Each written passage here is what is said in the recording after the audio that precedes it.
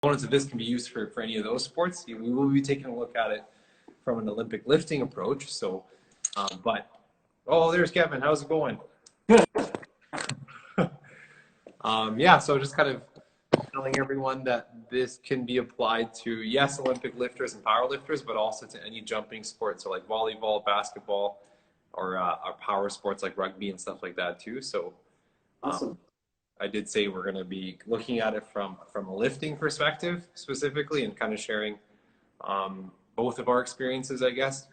I think we have a unique way of looking at things because from a coaching perspective, you see things a lot differently than I might, but both kind of go hand in hand and can complement one another quite a bit. And I think it's important for athletes to see this as well, to, like you mentioned a couple of times to me about no pain, no gain. That kind of gets used a lot. So actually, before I start blabbering, I guess I'll let you introduce yourself and like your experience and what you like to do and things like that. So I'll let you introduce yourself. Thanks, Sonny. Yeah, Kevin, I'm with Olympic Power and Fitness. I coach Olympic lifting and have been coaching for a long, long time at many levels.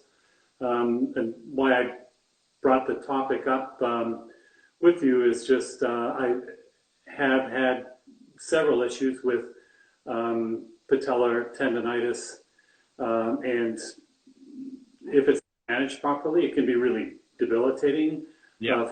And really puts the brake on being able to work through full range of motion and complete full movements, and it can be really difficult to get rid of. So yeah, I hope we can work through some things to head that off. Yeah, for sure. Those are good points. I've seen this issue quite a bit in lifting and then also other sports as well. But I find that you got to stop it from becoming chronic. Like you mentioned, you've seen it for months and months. I've seen it in a few cases, not to mention any names in particular. I mean, I have some issues in my knee, but again, I have a tendinitis or a tendinopathy, but I'm able to manage it pretty well. Like I can, for the most part, control it. And then try and teach people that body awareness of, okay, this is normal pain. This is, I'm pushing it. This is, I'm pushing it too much. And then you know something's wrong. So the main thing is to get people the information to make those decisions themselves and get body awareness too, because I know lifting is quite a strenuous sport. I know every sport is, but I know lifting's pretty demanding on the body, and like it can be, I don't want to use the word brutal at times, but it can be quite a bit of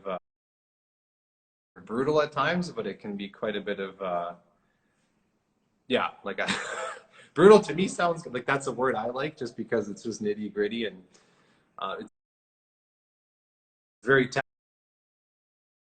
it's very technical, but on the joints it requires a lot of demand on the joints and the musculature. So I think getting your perspective on things would be great, because I know body mechanics very well, but I don't know specific sport mechanics as well as a professional like yourself in the sport. So I do thank you and appreciate your time.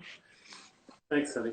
Well, and that's exactly it. Like training is hard work. Training Olympic lifting is hard work, Yeah. And often sore. Recovery is a huge part of that, and Yeah. and really important that athletes communicate to their coaches when and understand the difference just between muscle soreness and pain. Yeah.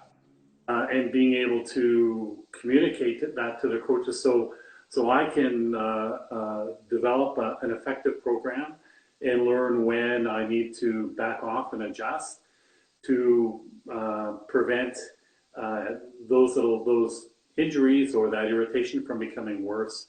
Yeah. Nothing gives you our best progress more than continued consistent training.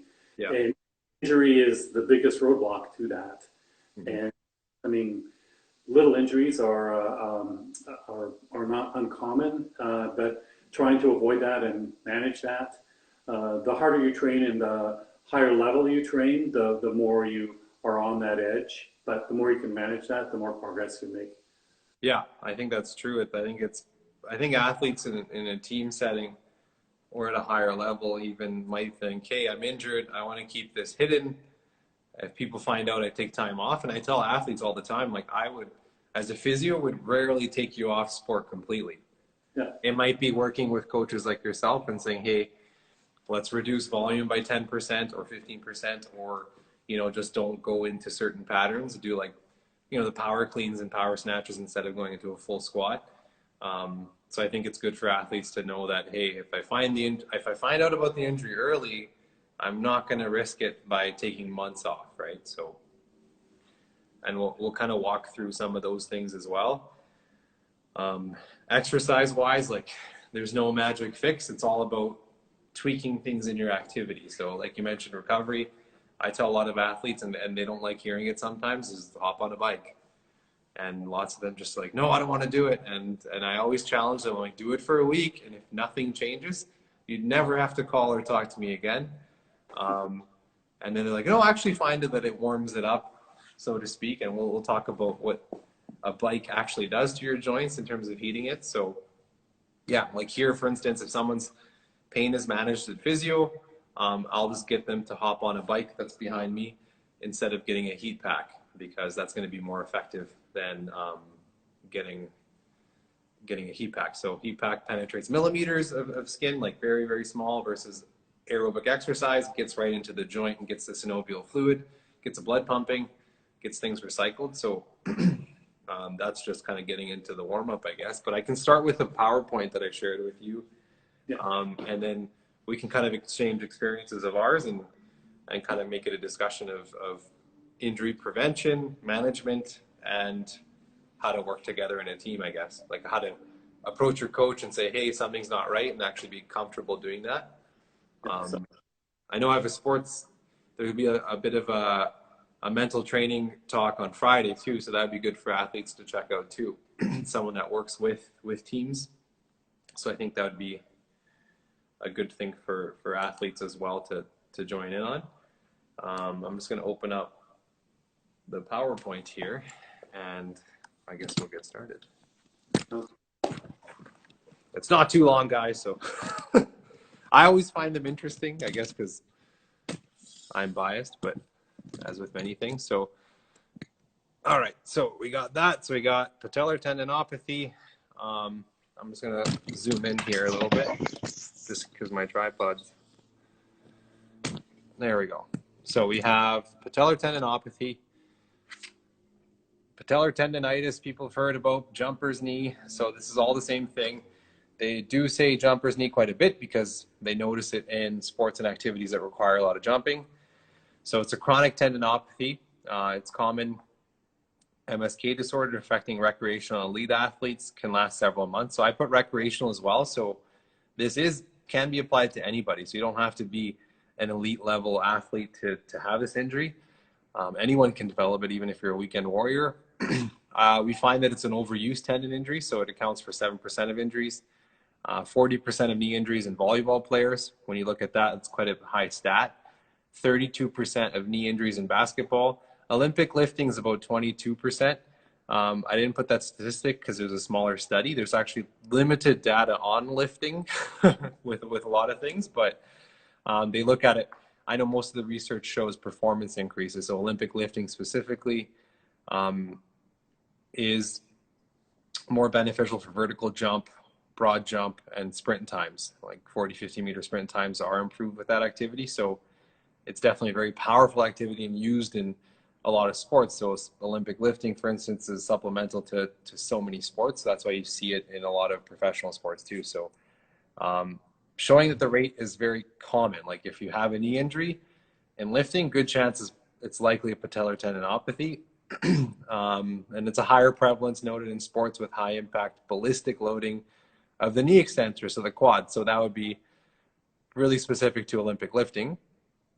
And it does also happen with recurrent heavy load squatting. So again, there's your relation to Olympic lifting as well. So I know there's quite a bit of squatting motions in lifting. That's why every day is pretty much leg day. And it's important to know that because you put a lot of tension on the quadricep. tendon, and there's a reason why it can become an issue, right? So when you look at that for tendinopathy, it's micro trauma, so meaning small little tears in the tendon. So this isn't a big tear. This is small, tiny tears over time, adding up to an injury, right? So you don't notice it at the beginning, but it might take a couple weeks, couple months to develop. So extreme forces, acceleration, deceleration, jumping, and landing. So when you think about lifting, you're essentially jumping with quite a bit of load above your head, catching it, and then standing up. So you got your deep squat, you got your jump, you got your land. So you got a lot of different forces on that tendon. Tensile forces being repetitive. So again, lifters, a lot of repetition. And then when you look at these motions, forces up to 17 times body weight. So for Olympic lifters, so when you see the demand on that tendon, quite a bit. So getting, overtraining is common. Ages 16 to 40, so it's a wide range. So a lot of people that are older think, hey, it might be meniscus or osteoarthritis, but not the case. Meniscus cases aren't too common in lifting, just because it's a very controlled, technical sport versus basketball or football, for instance. You can get blown out at any time. Acute phase, and this is a big point, can be managed in 3 to 6 weeks. That doesn't mean 3 to 6 weeks off activity. That just means pain management for 3 to 6 weeks, maybe a small change in your program. And I show that because that shows a short amount of time, in my opinion. 3 to 6 weeks is nothing in the grand scheme of things. That's not going to affect anything negatively, because this means you can still train and you can still do what you like doing in terms of lifting. And then a lot of times athletes who continuously push through pain, you're more likely to get a patellar tendinopathy, right? So it's a 2 out of 10 this week, next week 3 out of 10, and it kind of gets worse and worse. That's pushing through pain, and you don't want to do that so often. Any points about that, Kevin? No, that's a really good explanation, and and that's exactly what my experience is. If we can communicate between the coach and athlete early on, then we can manage this much more effectively. Instead of letting it go and then trying to then catch up to it afterwards. And you're right. Not eliminating activity, just adjusting to minimize some of that load and strain until we can get things to settle down is what I work through as well. Yeah, I think it's that activity modification I really like. So in clinic, I don't change much in terms of sport. I might change, don't do full practice or full sport, just take it down a bit. And then athletes are never afraid at that case. I'm like, well, do you want to take it easy for 2 weeks or not do your sport for 2 to 3 months? And usually the answer is I'd rather just take it easy for a couple weeks. And that's not taking it easy as in full rest. That means you're still going to training, still going to the gym, still seeing you as a coach, and still doing your lifts. You could go probably more technique at that point if you're going lighter, and then fix other things while you have the time. So in terms of why it happens, so we kind of discussed that in the previous slide. And there's a lot of stuff. There's tons of research out there. Trust me, I know I've been looking at quite a bit. And there's no consistent thing of why it occurs in terms of your body. So they know it's that tensile strength. They know it's overtraining and overloading. But in terms of strength imbalances, postural alignment, reduced ankle dorsiflexion, we've heard of, lack of muscle strength and flexibility, fatigue, poor technique. They know those all make a difference. It's a multifactorial issue, kind of like yesterday's talk. But they see it with overuse, with overtraining. And that's pretty common, right? So you can look at strength imbalances, you can look at ankle dorsiflexion, you can look at all those things, adjust those things, and sometimes things are still going to get bad. It could just be the volume of training. But it's important to focus on those individual things, right? So strength imbalances, if there is a big difference left to right, try to modify it, try to correct that. If that fixes the issue, then boom, there's your solution. Pretty straightforward. Ankle dorsiflexion, lots of ways of working on that. There's the previous talks we've done on that. And the big thing with today is going to be overuse. So a 10% increase in physical load, repetition, intensity, frequency, and duration. That's kind of like the cap week to week from what I find in the research, is if it's over 10% week to week, then you can you're more likely to develop issues. But that can be, you can still go over 10%. So my point here is not to say that's the limit. It's just, that's what you should be cognizant of initially as an athlete, and then see how you feel. If you can handle 15%, great. If you start noticing pain, then you got to back off. So I'm just trying to show that it's very multifactorial. There's tons of things that play into it. In terms of knee pain, so it's anterior knee pain, meaning the front, versus the back. Inferior pole of the patella. So if you feel your kneecap, and I can show you guys later, just at the bottom of the kneecap, there's that soft, or the more, not spongy, but the bouncy part. That's the tendon itself. Load-related pain, so this is a big point, increases with demand of knee extensors, store plus release energy. So that means the pain happens with activity. So going downstairs, for example, versus upstairs, down phase of a squat. The biggest thing with this injury is it's load dependent or activity dependent. It's not, when it gets worse, then yes, you get pain at rest, but if you catch it early, there's not much pain at rest. It feels better when you're taking it easy. If it's a bit more serious, athletes could have issues with feeling unstable, or saying it might give away, versus like an ACL injury, you hear that, but that's not the case with this. It's dose load dependent, so more load, more pain. That's typically what you see. So from a coaching perspective or an athlete, that's what you're going to see. And from a coaching perspective, like, you can watch your athlete's face and see them grimace, and then you know they're in pain versus it's just effortful. And watching them limp too, like even at physio, when somebody walks in first assessment, I'm assessing them as soon as they walk in. You know, when they're doing their intake paperwork, I look at their upper body to see how they're walking, and kind of start my assessment right away. You can get tendon swelling, and like that last point, typically not too much pain at rest. So this is the difference between like a different type of patellar issue, right? Other patellar issues could cause pain at rest. But with patellar tendinopathy, not so much. So this is the knee. So right, like I said, you feel your patella right here, and then right in the bottom, that's the patellar tendon, right? And then it still shows you the other tissues too. So your meniscus, your lateral collateral ligament, your medial collateral ligament. And if you see the knee bent, that's typically where you get the pain underneath, versus above, versus behind. All could be different things, versus deep pain could be a whole nother thing. So that's the easiest way to kind of get that anatomy down. And when you actually squat, so when you do a 90-degree squat, so you don't go below parallel, that puts more pressure in that patella to the femur. So that's the highest load part of the squat, is that 90 degrees. So if it's hurting, maybe stay away from that, do a little bit more shallow, or try to force yourself into a deeper squat, because holding at 90 is going to put more pressure on that patella, the patellofemoral joint. Yeah, so you got, this is a scale. Again, this isn't to like follow completely. I just like it because it breaks it down, right? So phase 1, this is the initial part of the injury, catching it early. You have pain after activity only, right? Pain after activity for both tendinopathy stages. The next one could be pain during or after the activity, but you're still able to perform the full sport. So this is like your training. You find pain during and after, but it's not affecting how much you're doing. Like, you're still able to put up good numbers. Phase 3, now you have pain during, like the beginning, during, and after, but performance is still not affected. So this is more serious pain, but for competition, that's where it's going to cause an issue. That's where you're going to notice a big issue. That's going to affect it. That's like when you're doing competition prep and you just can't keep up with it. Like, you're not deteriorating, but you're not hitting the numbers that you're planning or wanting.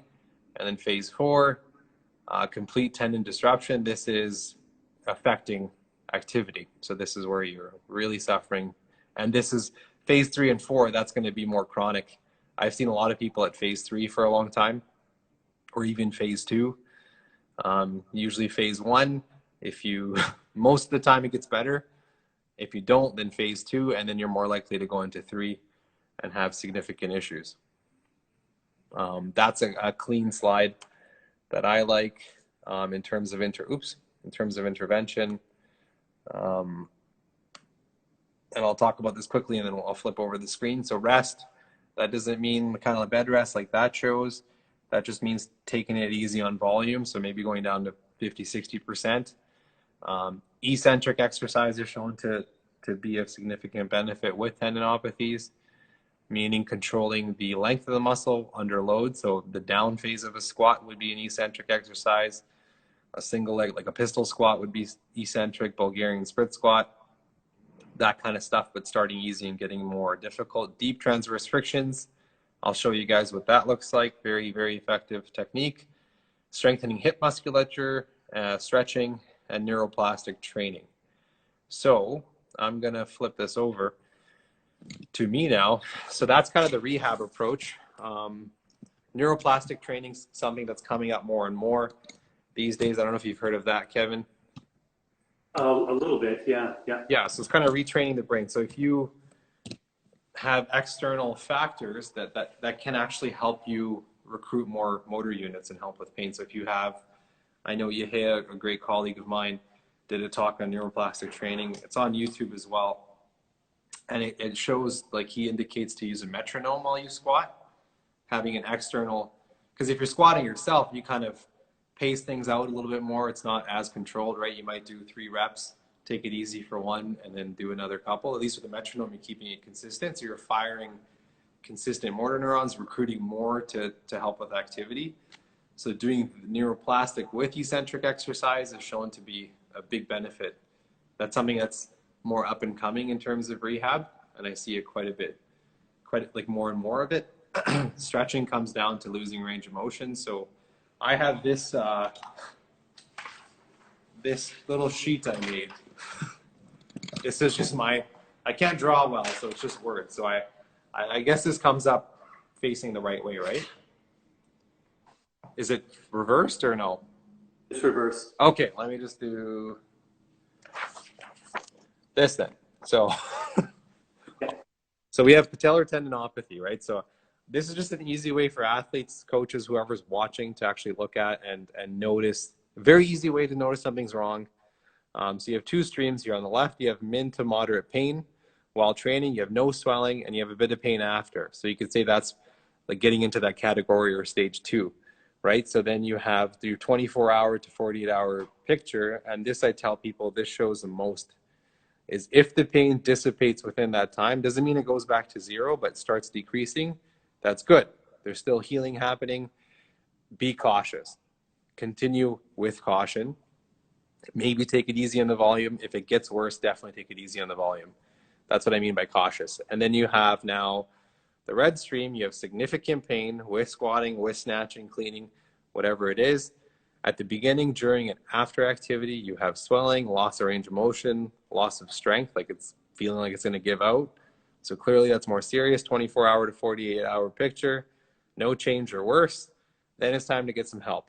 I'd probably insert help into this area here, but at least this only shows like a 3-day process, so you're still getting help pretty quick, right? So that's kind of using your body awareness, seeing, okay, is it serious pain? Is it moderate pain? And then looking at the 24-hour picture. I'm going to point this at this screen here as well for the Zoom.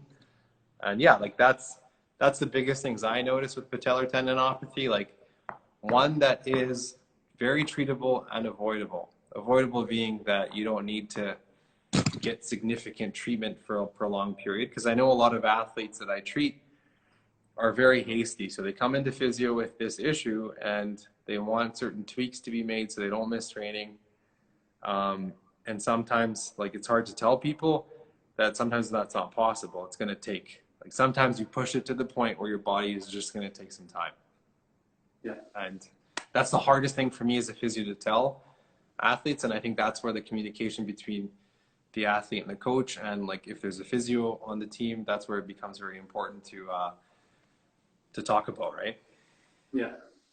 So, and communication is really, really important, and well, as for all athletes, but especially for newer athletes that don't understand the importance of recovery. Yeah. They haven't really learned how to listen to their body. Yeah. Understand the difference between pain and muscle soreness. Mm-hmm. that they learn to communicate with the coach and explain some of those things early on. And people will see progress through training and especially for beginners, they think more is better, but I'll tell you, more is not better, better is better. Like really more effective training and learning to, like you say, 10% increase in volume and intensity and making gradual increases with the training load will athlete healthy so that they can continue to train and not be restricted by injury. Yeah, I think those are very good points. You have a lot of it's just body awareness. Like it's not even like fancy physio stuff that you can do. I think the other component is taking your time to warm up, right? Especially if you're hurt. I notice it firsthand. If I hit a bike before lifting, I'm likely going to be feeling a bit better before doing the activity, right? That's causing a little bit more of a stretch in the muscle and the tendon, right? You're warming things up, so to speak. Well, literally you're warming things up. And you're getting more blood delivery to the area, right? So more oxygenated tissue to the area is going to be more healing. You're getting the inflammatory markers out, so you're helping with pain. And then it's just knowing when to cut it off, right? So some days you get that sharp pain, you get that catch, and then you just need to walk away. Like maybe just hop on the bike, do your recovery, right? That's the other thing is after activity, I find people are just quick to wrap up and let go. And usually the athletes that don't get as many injuries are the ones that are cooling down or stretching afterwards, I find. And before, like you see a lot of people that are very dedicated to that. I find it's like the not so cool stuff that doesn't get done. And that's usually the stuff that helps as much as anything, right? So I think that recovery is a big thing to drive home as well. Yeah, and you're absolutely right. That's an important thing especially for newer athletes to learn is the importance of that warm up. And I really have to emphasize that for them because they don't understand that initially and they just right into lifting. And the warm up, the cool down, some of that, the stretching, mobility, some of that work is not as fun as lifting. Like lifting is fun on some level. Even though it's hard work, but it's it just isn't as sexy. Like it just doesn't look as much fun, but it's a super important part of the process. Yeah, for sure. Like I know I always use examples of me and what I see. So for me, it's if I don't warm up my shoulder, it's going to be usually a bad day. And sometimes I do it. Like I'm guilty of rushing things and thinking, okay, I know my body and I'm a physio and whatever, I can deal with it. But as soon as I feel a bit of pain, I know what the full injury was like, and then I'm backing off completely. And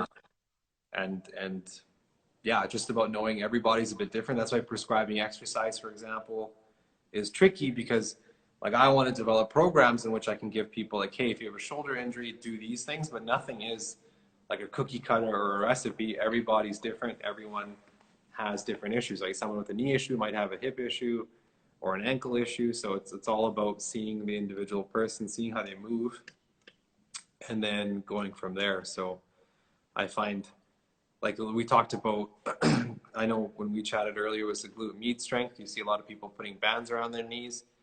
I don't have anything against that. I just ask people, why are you doing it? So I'm one of those annoying people that just say, why?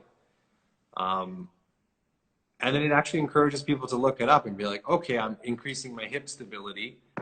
That's why I'm doing it. And that is shown, like glute med strength is tied into this patellar tendonitis or tendinopathies as well. It shows that lots of people with that issue typically have weaker glutes. So then yes, those things are good to add. But then when you look at the depth for the squat, the lowest part now ascending, a lot of the adductors, so the muscles on the inside, the groin area are the ones that are very active. So sometimes those aren't trained, and that could be the issue. So I know like even as physio, we see most of the cases present like this. So we kind of think like that. And then usually when you get used to it, you just kind of do the same thing over and over as a physio. It can be like, I try not to, but when you see like 90% of things look one way, you're going to be used to looking like that.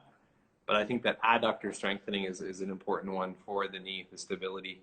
to use, right? If you're coming up, you want to use as many different muscles as you can, rather than just relying on one muscle group and likely causing or could cause an injury. So I think the adductors is a good one to train. I don't know if you do that in your programming or anything like that, but I'm sure you probably have like the bodybuilding stuff too, right? So Absolutely, yeah, yeah, yeah, yeah. It's Olympic lifting will work almost every muscle in your body as you through the movements, but to hit specific muscles outside of that and to strengthen those for support of the movement is really important as well. yeah. That's why I tell people who are injured, I'm like, well, now it gives you time to work on other things, right? So if your upper extremities is lacking, or your scapular stabilizers or whatever it might be, you can work on those things and still have benefits without, like, people, I think everyone's issue is, if I get injured, I'm going to lose everything I've worked hard for, and then I have to kind of start over, which if it's going to be a week or two, you're going to get right back up to it really quickly. If it's 2 to 3 months, then yeah, that's a different story. But most of those injuries in this sport, I think, are for the large part preventable. Yeah. I think for football, hockey, that's where, like, you know, sometimes you're just going to get blown out and it doesn't matter how strong you are and you're going to get injured. With this sport being so technical and so controlled, your environment is just your platform and the bar, and you know what's happening. Yes, you get some traumatic injuries once in a while. Everyone's seen those like dislocations with the elbow, but that's extremely rare. Yeah, so I think a lot of it's just, I think it's just people that are maybe not listening to their body as much as they can. Yeah. Right. So, and then what about like you, for example, for this issue?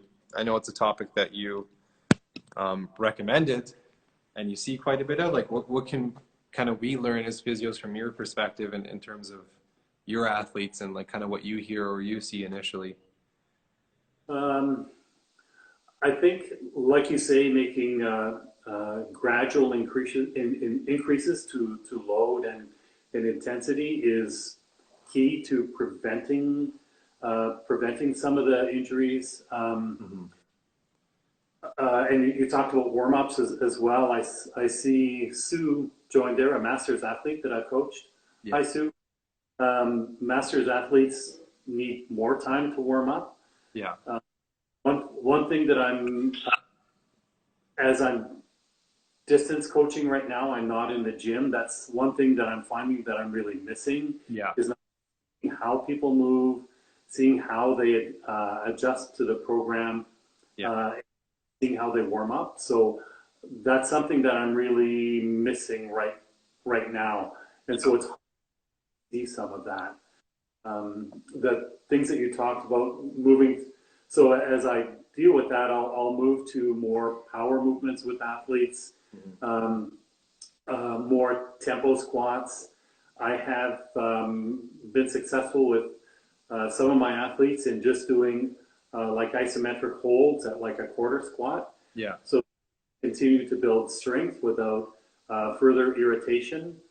And that's been quite successful. So they can still get some pretty good strength work in without more pain. No, those are good points. I think that's like a very good way to progress things, very safe way. Like I'm one that always says do too little, not too much, and tell people, hey, like, you know, push it one day, next day see how you feel. Don't try to go for too much in one day, because you're going to feel good the same day. And if you keep pushing it, you're typically not going to know until the next day that you've done too much. And it's always that 24-hour to 48-hour picture is, in 48 hours, yes, if you have a heavy training session, you're still going to be sore for 2 to 3 days, but that soreness should be dissipating, not like at high level. So for me, for instance, if I have a heavy day, I'm going to feel my groin for 3 days for sure. But day 3, it's a 2 out of 10. Day 1 or 2 is maybe like a 4 or 5. So it's going down with time. So if it's like sharp and painful for 3 days, then you got to be addressing that yourself. And sorry, Sue, I know you're on the Zoom platform. I'm glad you switched to Instagram. It's going to all be on YouTube anyway. So like tonight or tomorrow, I'll have it uploaded so you can see the whole thing. So apologies for that. I know it's with 2 platforms, it's like I'm not too like savvy technologically, so for me it's it could be a bit of a challenge. But yes, bear with us, and I'll put it on YouTube. Um, and I think the tempo squats is a good point, because now when you think about tempo squats, they're pretty much done at like a decent speed the whole time. So if now a good thing to try for everyone would be to put a metronome to that at a certain beat, that like quick enough that it's a challenge, but slow enough that you can keep up with it. And I think that might be a good thing to even set up for the tempo squats, for the neuroplastic part of it. Yeah. Trying to get like the science behind it applied, not even clinically, just functionally. So I think that like if people add a metronome to that, I think it could be beneficial. Something I'm going to try. My knee's injured, so well, it's always sore, but I can try that out too. So, and that's the other point, right? I know mine, and that point comes up so much. For the large part, is based on demand. So if I'm just walking around, working and things like that, I don't notice my knee at all. But when it's under load, under a certain amount of load, then I can feel it. Then I can, anything above 80%, I can feel the knee. Under that, it's feeling pretty good. So I think that's where, like we discussed, that patellofemoral pain syndrome is like an umbrella term, and it's pretty much any pain in the knee, essentially. Anything the patella connects with the femur, so patellofemoral is that joint. That's kind of a big umbrella, versus patellar tendinopathy is more specific to a certain area. Typically that pain is there, versus patellofemoral pain syndrome. The pain could be kind of anywhere in the knee. So I think if you know it's load dependent, if you know if the pain's very local to below the knee, sorry, then you likely got a patellar tendinopathy, and then okay, I need to take it easy on these things. So I think it's a good perspective to have from both of our angles, I guess. And just showing, like, my goal always with the community is to connect people, not so much to bias good quality, right? Not to look for things that like might, I don't know if the word looking cool is the thing, but I think it's all about knowing the basics very well and knowing how to adapt to change. So if the change is injury, like, good to shift into different techniques, because I know, again, a lot of the basics can cover these injuries, which is good for athletes, because then you don't need any expensive materials or equipment. I think it can be all managed pretty quickly. Like, even without even seeing a physio, you could get a lot of, and that's my goal, is to kind of give some of this knowledge. That way, like for me, my dream is to connect with athletes at the beginning of the season or sport, or training session, and be like, hey, this is what you should look out for. Like, even coaches alike, like if we could all just talk to athletes and say, these are the things to look out for, these are the red flags, and then That's a really good idea. Yeah, I think it could be done effectively and efficiently, and it wouldn't take too long. Of just like, here's a 24-hour picture. I might even draft something up and see if you like how it looks, and then it can just be applied to various different injuries. And I think for the large part, it would help. Some people still will push it too much, and you're going to get those people, which is fine. Just some are very, very competitive, that you're going to risk it for sport, which, again, 9 out of 10 times you'll be okay, but there's just that one time that things just might not go the way you want. And I think it's good to have these discussions, and then that way, if athletes see people working together, then they're like, okay, maybe I should pay more attention to my body. And I think it's great to have, like, I have a discussion with patients, my first assessment with anybody. I'm like, here's your red flags, here's what you should look out for, and here's what you should expect. And same thing with sport. I think people are typically okay hearing it's going to be painful if they hear about it from the beginning. If they expect it to a certain extent, I think they're okay with it. Mm-hmm. Yeah. Yeah. Yeah. And I think that's a great idea. And that's part of the challenge to train in this sport competitively. Yeah. Is you need a certain part of that in your personality. You have to have people that are very determined, very disciplined, don't give up when things get difficult, but then they have to learn the balance in that. Yeah. And understand when they need to, like you say, listen to your body and listen to those injuries when they feel different, other than just muscle soreness. Yeah. Yeah, it's good to know the difference. And it's typically not too hard to, like, I do these little drawings pretty quickly, right? This is just Really good. not off the top of my head, but like each injury, I've done this a few times, and I guess you should do this every time, but each injury, you can have these little flow charts in which you can rule out serious versus non-serious. The stuff in between is going to be harder because that's more like chronic management. That's you working out with pain. So there's no middle stream, because then it would just get a bit difficult. But this is to rule out very quickly if you have a serious injury or something that could develop with time. So I think I'll do more of these. Maybe I'll draft them with a computer so it looks a bit more neat. But yeah, these principles, like I'm always one that I know as a physio when I started, I would make things complicated and be like, no, this like after get into the nitty gritty part of the mechanics and see how the gears turn, which is important, but sometimes it's overkill. And I think keeping it simple in most cases is actually pretty beneficial. And we got a question by Brooke. Can you see the questions, Kevin? Yeah. Okay, I can read it out too if you. I can read it out that way. So this is from Brooke. Kevin, from a coach perspective, what are some specific examples of warm-up mobility movements you can put in your athletes' programs that you find effective as opposed to just a bike warm-up?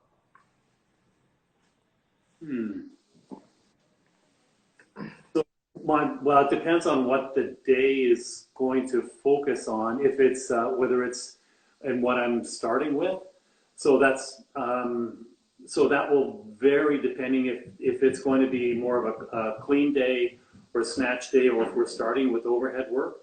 So specific work like the bike warm-up is really, really good. Generally, a lot of my warm-ups are just smaller portions of the full movement. So if it's a clean day, like we'll always start warming up, just working on front rack position. We'll work on some partial squats. I'll do some pause squats and just slowly warm up the joint for full movement. But like I say, it really depends on what the focus of that day is going to be. Yeah. Yeah, and generally it's just really breaking down the movements into smaller pieces. So like I say, I can warm up shoulders or warm up your hips so that they can move properly through the movement. Before we want you to do that more quick, more ballistic movements, because I just really slow everything right down. Yeah, that's a safe way to progress things, I think. And yeah, I think I agree it's highly dependent on the day.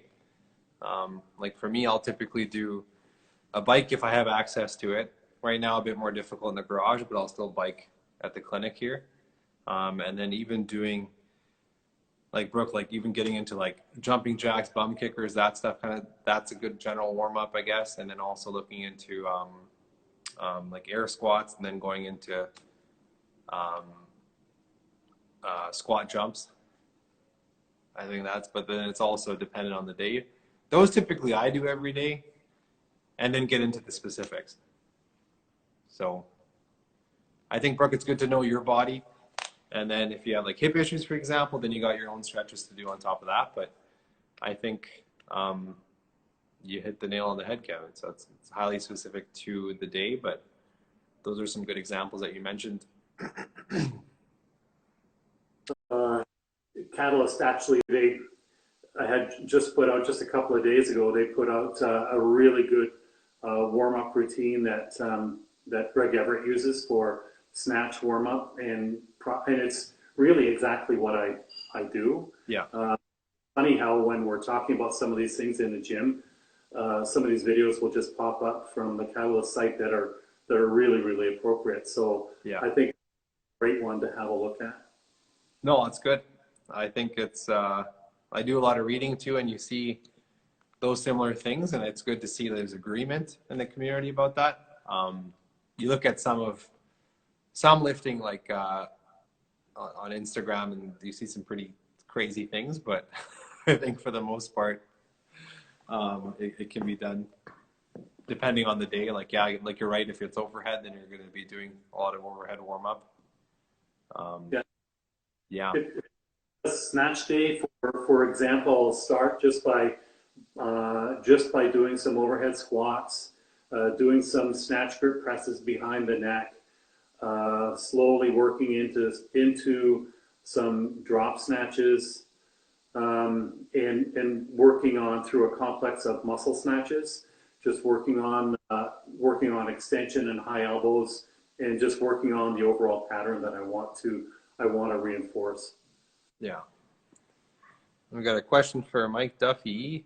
Hey, Kevin, do you have any quick ways to reliably differentiate tendinopathy from other diagnosis, for example, repeated jump squats? I think really the chart that you put together in that description really describes that, I think, quite well.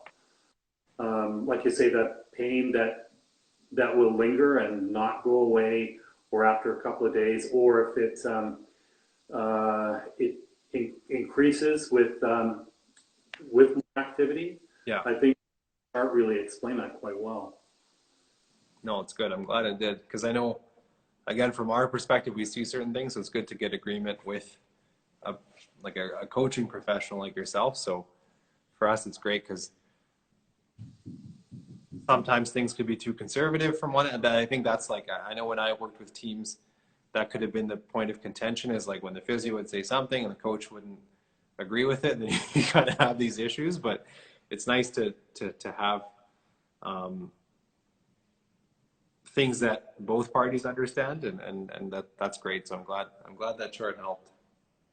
Well, I think your perspective and mine really helps to encourage the athlete to continue that discussion and tell you what's going on. Exactly.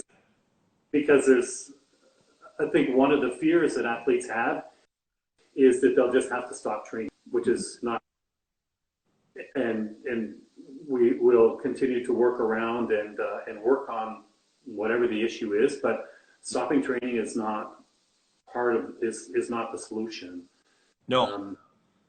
Yeah, so that whole idea, and like you were saying before, I look at injuries as being unfortunate opportunities, I guess, to work on. Often we have to put just some of the supporting work. We have to kind of set that aside as we work on bigger patterns. Yeah. But then it's almost like the pandemic right now is this forced reset. Mm-hmm. And it's the same thing where we're forced to reset and work on the things that we really need to anyway.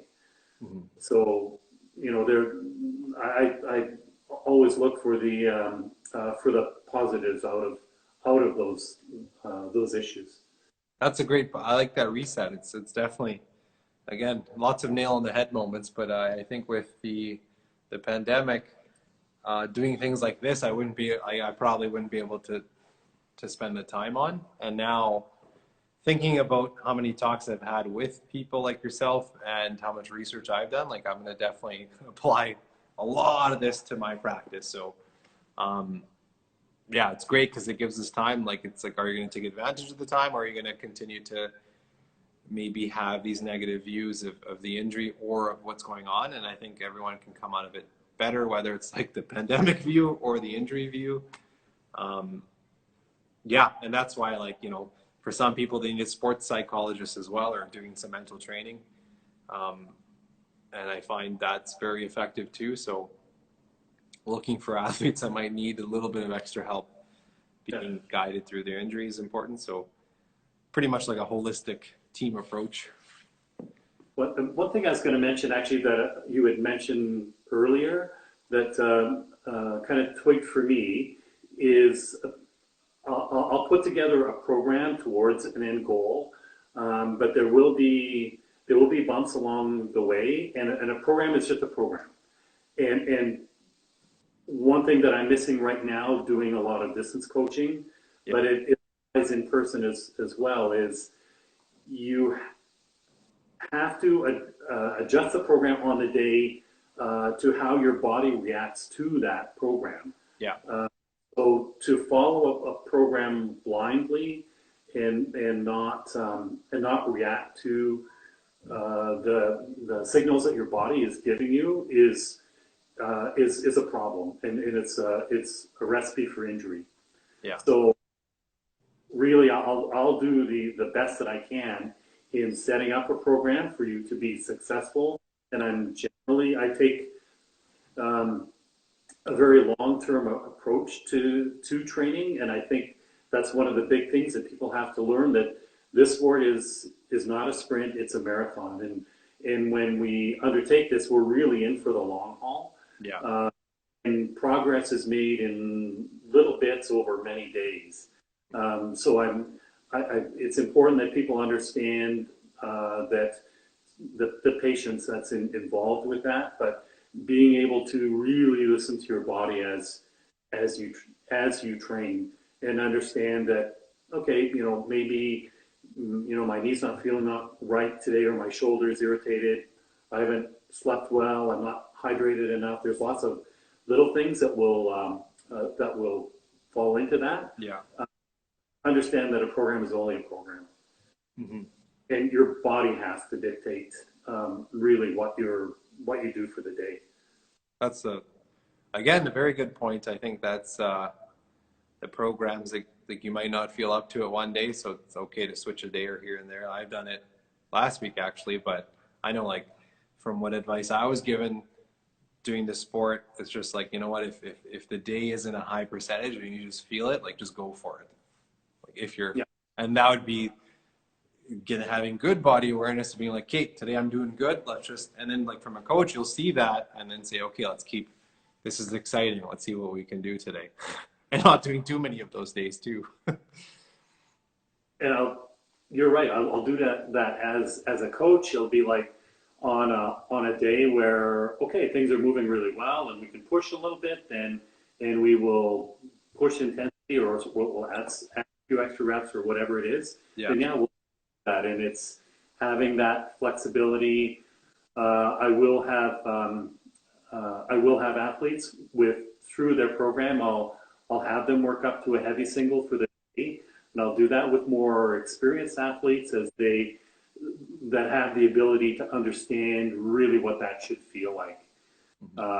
So it's a heavy single in good position. Yeah. No, it's a good points, is that, like you said, it's not set in stone, the program. It can be malleable and adapted a bit.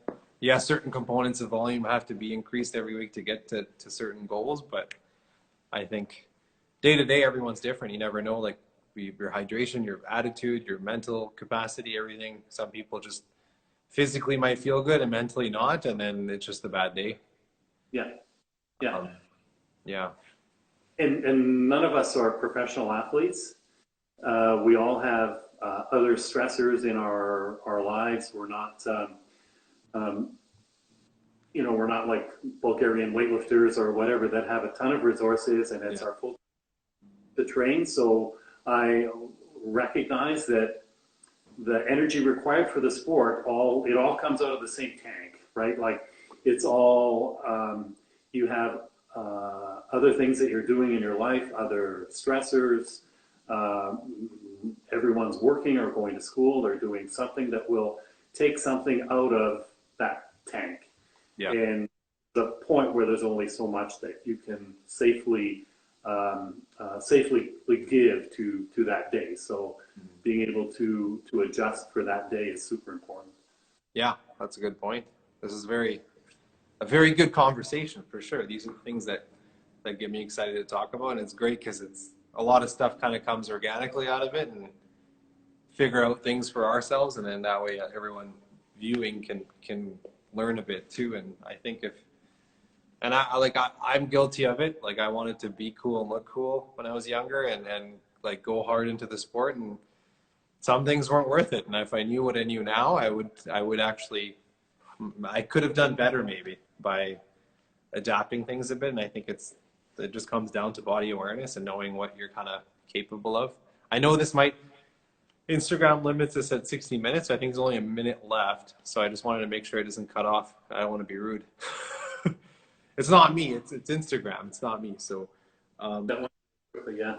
Kevin, I really wanted to thank you for your time today. And like this definitely goes a long way. And I think it's great for people to see and listen to and start learning about body awareness and from both perspectives. So I thank you very much for coming in. This is awesome. Like this is a great turnout as well, and definitely put a smile on my face. So yeah. So yeah, thanks for inviting me. It was really interesting talk. Yeah, thank you. Yeah, no worries. You have a good day, and we'll see you. We'll see you later. That's good. See you.